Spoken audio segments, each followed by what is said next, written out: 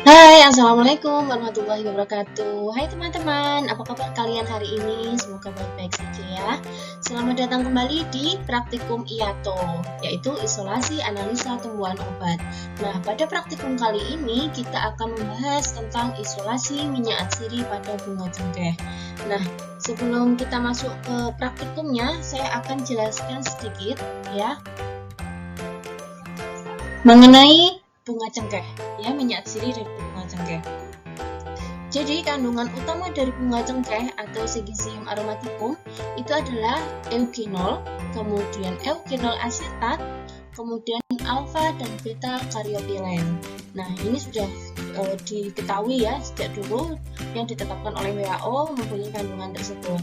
Kemudian kualitas minyak cengkeh berdasarkan SNI ya, itu warnanya kuning muda atau tidak berwarna ya, jadi bening tidak berwarna atau sampai kuning muda begitu. Kemudian titik didihnya itu 253 derajat Celcius. Nah, sangat tinggi sekali ya teman-teman. Jadi nanti untuk memperoleh minyak atsirinya memang membutuhkan waktu yang agak lama begitu ya, tidak langsung dapat ketika diekstraksi langsung dapat gitu. Enggak ya, jadi membutuhkan waktu sampai titik didihnya itu diperoleh 253 baru minyak atsirinya bisa keluar begitu. Kemudian pada jenisnya pada suhu 25 derajat Celcius itu sekitar 1,030 sampai 1,060. Kemudian indeks bias itu 1,527 sampai 1,535. Nah, ini nanti juga akan kita tetapkan untuk pengujian indeks bias. Apakah indeks bias yang kita peroleh itu sesuai dengan literatur begitu. Nah, kegunaan dari minyak cengkeh yaitu sebagai agen perasa dan pemberi aroma pada berbagai makanan. Nah, biasanya kan juga dipakai untuk masak ya cengkeh ini. Kemudian cengkeh ini juga mempunyai rasa yang pedas dan paling utamanya digunakan sebagai antiseptik dan juga analgesik untuk pengobatan gigi dan mulut. Nah, ini adalah struktur dari senyawa minyak atsiri dari cengkeh ya. Jadi ada eugenol dan eugenol asetat, ini tinggal diganti R-nya aja ya, R-nya ini diganti H itu untuk eugenol, kemudian COCH3 itu untuk eugenol asetat. Kemudian ini adalah struktur dari alfa dan beta karyotilen gitu.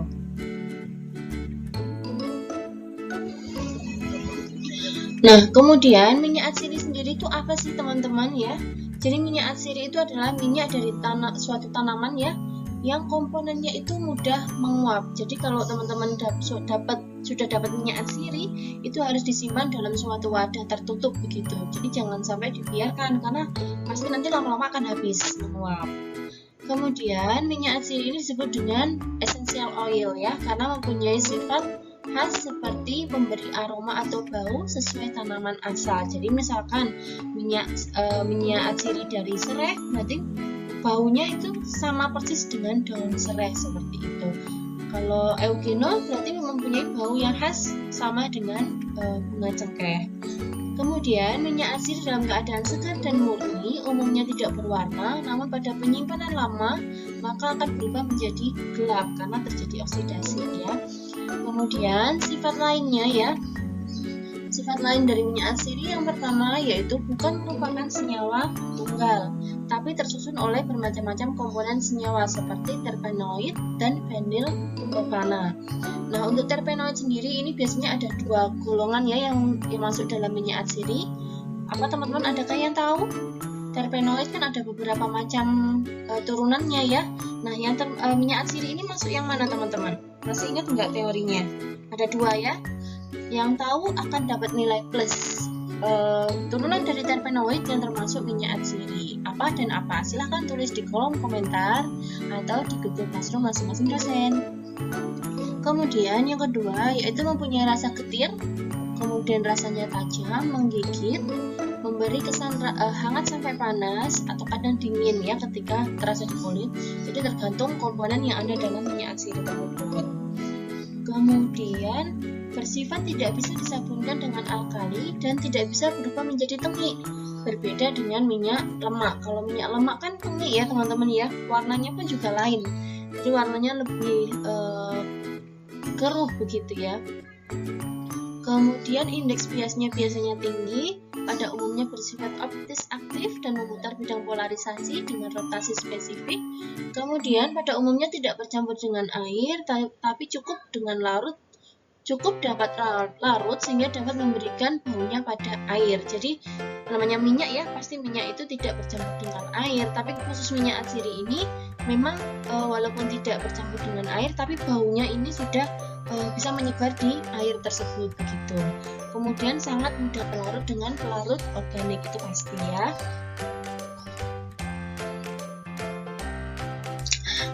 Nah, selanjutnya ya, untuk metode ekstraksi yang kita pakai ya, jadi metode ekstraksi untuk memperoleh minyak atsiri itu ada macam-macam teman-teman. Jadi yang pertama ada destilasi, kemudian penyarian dengan pelarut ya, dengan penyarian cocok, jadi menggunakan pelarut yang cocok, kemudian pemerasan, dipres begitu ya, kemudian ekstraksi dengan lemak dingin atau enfleurage. Pernah dengar ya enfleurage? Nah, gambarnya seperti ini enfleurage. Jadi enfleurage ini menggunakan lemak dingin. Lemak dingin ini bisa diperoleh dari lemak sapi, kemudian lemak domba begitu ya. Jadi bunganya atau sampel yang mau diambil minyaknya ini tinggal ditaburkan di atas lemak. Nah, dari sini nanti baru kita ambil minyaknya yang sudah terekstraksi begitu, yang sudah terjerap dalam lemak tersebut. Nah, tapi yang akan kita gunakan hari ini ya, itu bukan metode enfleurage, tapi adalah metode destilasi seperti ini teman-teman. Sudah pernah melihat ya rangkaian alat destilasi? Kalau belum, nanti kita akan melihat videonya begitu. Untuk prinsip kerja alat destilasi, yaitu apabila uap air dan minyak terkondensasi, maka minyak akan tertampung dalam pipa penampung. Kemudian semakin lama minyak dan air yang tertampung akan semakin banyak, sehingga jika air melebihi batas tabung, maka air akan masuk kembali ke dalam labung. Begini ya. Jadi ini. Jadi prinsipnya nih ya. Jadi di sini nanti ada api ya, api. Kemudian pelarut yang digunakan pasti apa teman-teman? Pelarutnya ini air ya, kita pakai air, pakai aquades. Nah, pelarutnya ini nanti akan terbawa, uapnya akan terbawa di sini ya, naik ya. Nah, di sini karena adanya kondensor ya, nah ada kondensor, maka uapnya akan berubah menjadi tetesan cairan kembali. Nah, nanti akan mengisi di sini yang ada skalanya. Jadi dari sini nanti kita akan tahu minyak yang kita peroleh itu berapa mili gitu. Nah, nanti untuk tipe pipanya, pipa Clevenger itu ada dua macam ya, nanti saya akan jelaskan gitu.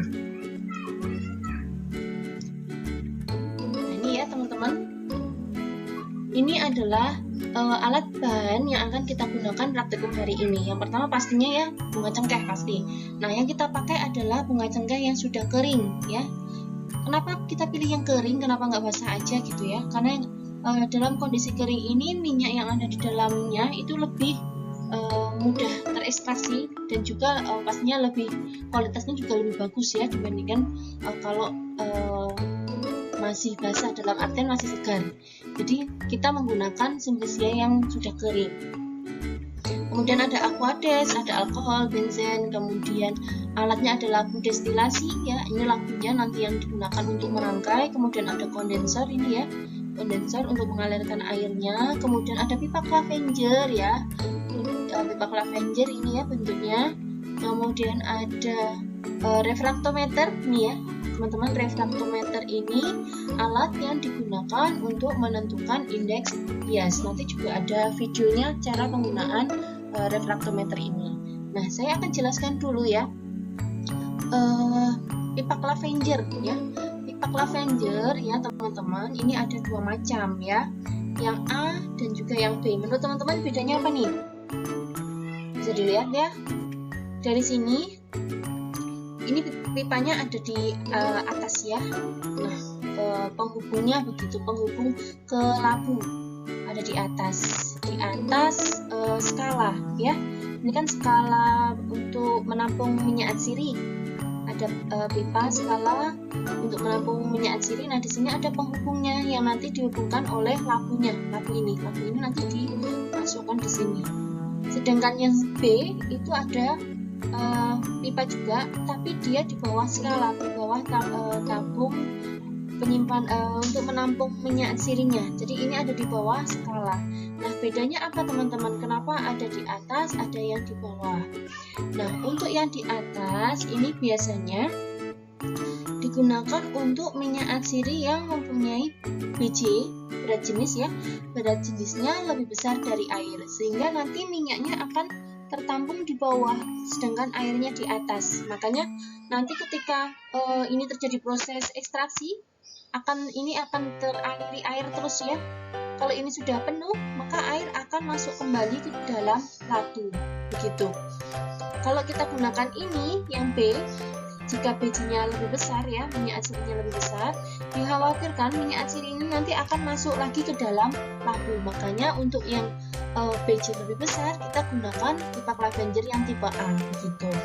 Nah, untuk tahunya bijinya lebih besar atau lebih kecil dari air, makanya kita harus cari literatur terlebih dahulu, begitu. Nah, ini ya, kalau yang B, ini biasanya digunakan untuk minyak atsiri yang bijinya lebih kecil dibandingkan air, begitu teman-teman. Jadi nanti air yang ada di bawah, minyak atsiri ini yang ada di atas, begitu. Jadi nanti ketika ini terjadi proses ekstraksi, ini teraliri oleh air terus ya, pelarutnya ini memasuki pipa berskala ini, maka air ini akan masuk lagi kembali ke dalam labu, begitu.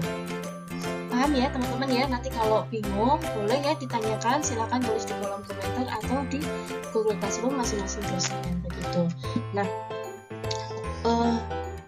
cukup ya untuk penjelasannya. Nah, kali ini kita akan lihat proses ekstraksi isolasi minyak atsiri dari bunga cengkeh yang akan diperlihatkan melalui video berikut. Begitu ya teman-teman, silahkan diperhatikan. Oke teman-teman, jadi ini kita sudah proses melakukan isolasi ya, isolasi minyak atsiri dari bunga cengkeh. Nah, ini prosesnya ya, kita mulai rangkai alatnya dulu dari bawah, labu ya, labu alas bulat. Ini kita dibantu oleh laboran lab 9 ya, Pak Sukino. Nah, labu alas bulat ini kita masukkan bunga cengkeh sebanyak 100 gram. Kemudian kita tambahkan pelarutnya Aquades sebanyak 3/4 mili ya. Kemudian kita pasang pipa Clevengernya, kita pasang pipa Clevenger. Kemudian kita pasang kondensornya juga ini ya. Jadi jangan lupa ya teman-teman, kalau mau masang kondensor, walaupun kalian nggak praktek ya, tapi harus diingat konsepnya, harus mengalirkan air itu dari bawah ya. Ini ya, pipanya masuk ke bagian bawah dari kondensor. Jadi jangan sampai kebalik, air masuk di bagian atas. Nah, pipa masuk ya, air masuk itu dari bawah, kemudian keluar dari atas. Nah, kemudian kita panaskan ya. Kita panaskan menggunakan api Bunsen. Nah, di sini sudah terjadi perubahan warna ya, yang tadinya putih sekarang udah warna agak kekuningan. Berarti di sini sudah terjadi proses ekstraksi teman-teman, yaitu difusi ya, adanya proses difusi, keluarnya zat dari konsentrasi tinggi ke rendah. Nah, di sini minyak atsiri ini tidak langsung bisa keluar begitu ya. Jadi ini menunggu sampai titik didih tercapai dulu. Jadi nanti yang akan menguap duluan itu titik didih yang rendah atau yang tinggi teman-teman. Nah, silahkan jawab ya, tulis di kolom komentar atau di Google Classroom masing-masing dosen. Jadi titik didih yang seperti apa yang akan menguap terlebih dahulu, yang akan tertampung di pipa berskala itu ya. Sudah dijawab? Nah, ini sudah ya terjawab juga. Jadi di sini sudah terbentuk, sudah terjadi tetesan pelarut ya. Nah, di sini karena adanya kondensor ya dari atas, pendinginan, uapnya ini nanti akan berubah menjadi cairan pelarut kembali gitu.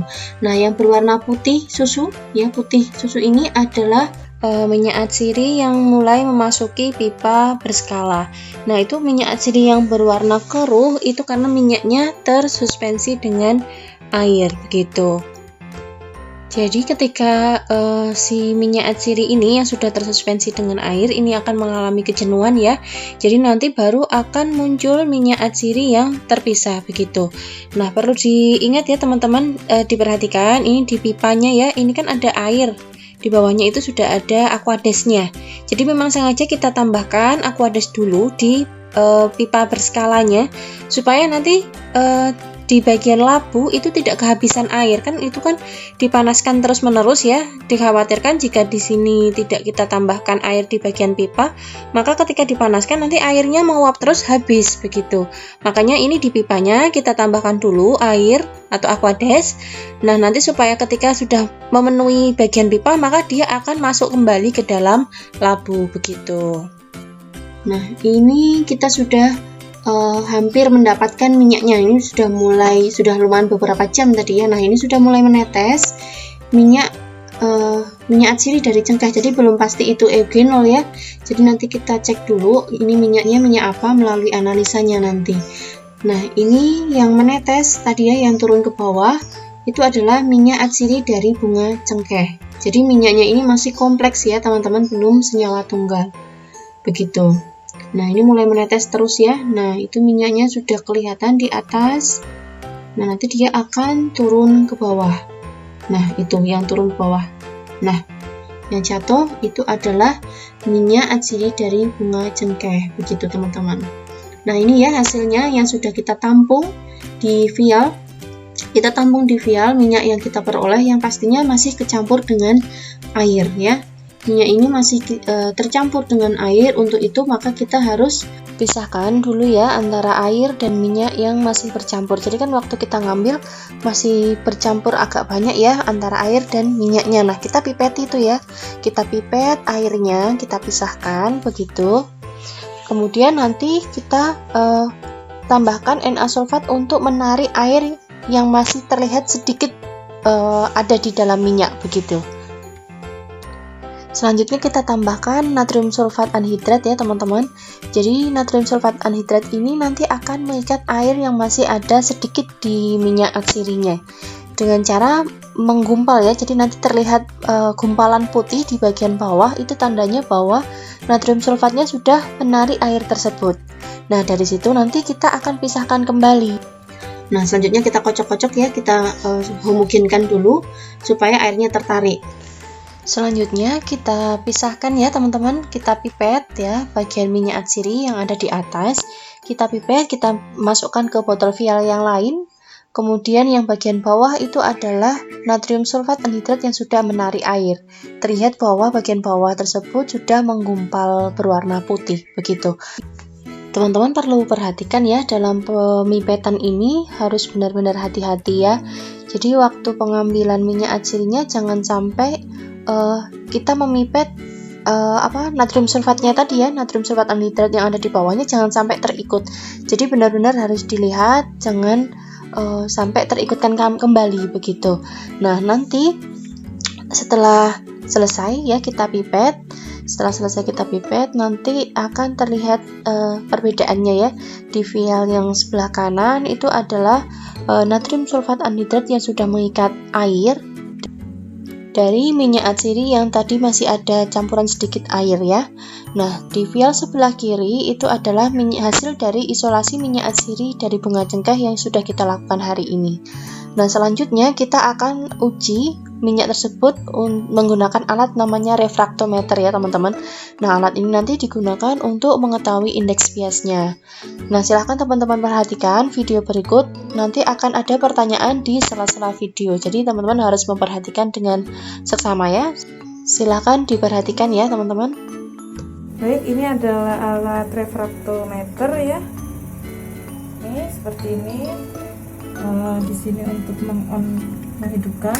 Kemudian di sini akan terlihat suhu pada saat ini, suhu penetapannya. Kemudian di sini alatnya ya. Ini adalah kunci untuk membuka prisma. Kemudian di sini adalah prisma, bisa kita angkat. Nah, di sini adalah prismanya. Nanti diteteskan dengan sampel.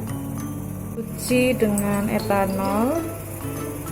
Yang kita teteskan 1 tetes, ya 1 sampai 3 tetes. Kemudian kita lap dengan tisu. tidak boleh digeser ya, tidak digesek ya.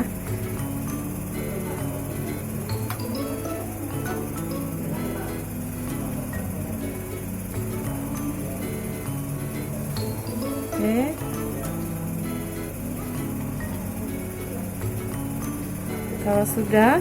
Kalau sudah kering, sampel kita teteskan. Kemudian kita teteskan sampel. 1 tetes cukup. Kemudian kita tutup dan kita kunci di samping sebelah sini ya. Setelah terkunci, kita lihat ya tampilan pada ini ya, bagian ini skala. Oke. Nah, di situ kita lihat. Nah, ya kalau dilihat, kalau ini kita gerak-gerakkan, ada ini terang yang di bagian atas, kemudian yang ini gelap. Ya, ini yang saya putar adalah bagian ini, tombol ini. Ya. Oke, kemudian pengatur skala.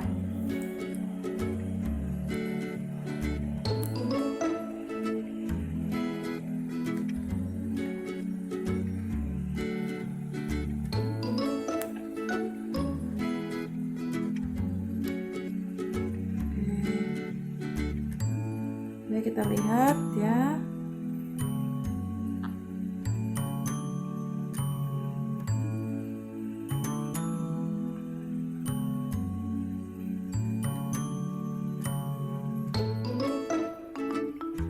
Ini ngepaskan kamera HP-nya agak susah. Nah, sehingga garis gelap terang ya itu pas di titik tengah diagonal, dipaskan. Kemudian ini untuk pengatur warna ya, supaya dia membentuk garis yang tegas. Ini kalau kita lihat garisnya nggak tegas ya. Nah, ini kalau diputar tombol yang ini, tombol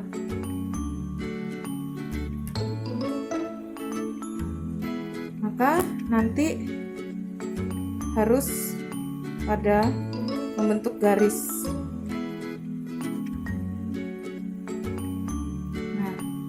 Kita gerak-gerakkan. Oke, ini sepertinya sudah hampir pas ya. Jadi warna gelap terangnya, yang atas terang, yang bawah gelap, kemudian dipaskan di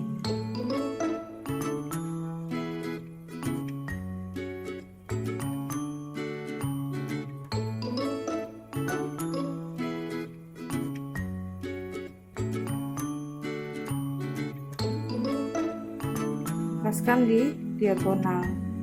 Begitu prinsipnya ya. Jadi dipaskan di, nah ini kan bisa digaris. Nah, pas batas antara gelap terang itu pas di tengah. Ya, jadi alat ini ada prisma tadi, tempat sampel itu ya. Kemudian ada tombol pengatur skala, ada kompensator warna. Ya, kemudian di sini ada kunci.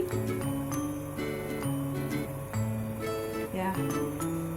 Itu gambarannya. Kemudian kalau sudah selesai, maka kita buka kembali pengunci prisma. Diputar ke atas ya. Kemudian ini dinaikkan. Kemudian kita lap dengan tisu, kemudian kita beri etanol kembali,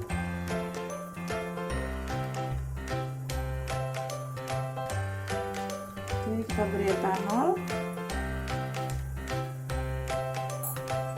kemudian kita lap lagi dengan ini tisu lagi.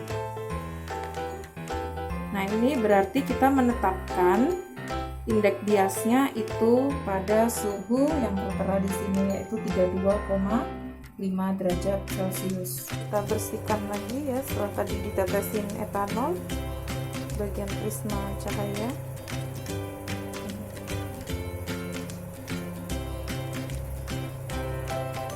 Jadi tidak boleh digeser ya, digesek gitu ya, karena bisa merusak prisma. Oke, kita beri alkohol lagi.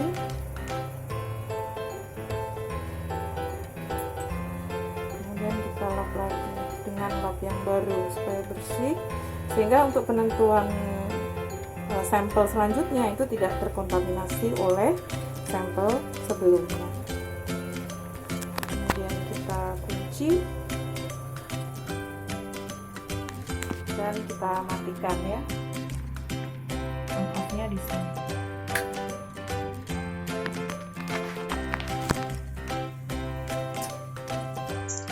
Baik teman-teman, jadi kita hari ini sudah selesai praktikum isolasi minyak atsiri dari bunga cengkeh. Nah, setelah teman-teman melihat video tadi ya, dari awal sampai akhir, silakan jawab pertanyaan berikut ya. Berapakah nilai indeks bias dari minyak atsiri bunga cengkeh yang sudah kita lakukan hari ini? Nah, kalau teman-teman mau menyaksikan ya, tadi waktu Bu Siska menjelaskan proses penggunaan alat refraktometer, pasti teman-teman bisa menjawab.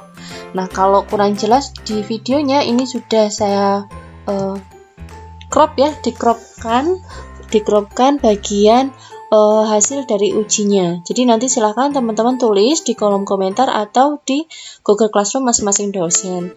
Bagi yang teman-teman jawabannya benar, pasti juga akan ada nilai plus atau nilai keaktifan buat kalian. Begitu ya teman-teman. Oke, kalau dirasa video ini bermanfaat, silahkan klik tombol like dan di-share ke teman-temannya, dan jangan lupa subscribe. Nah, saya akhiri ya teman-teman untuk praktikum hari ini. Terima kasih atas perhatiannya. Wassalamualaikum warahmatullahi wabarakatuh. See you.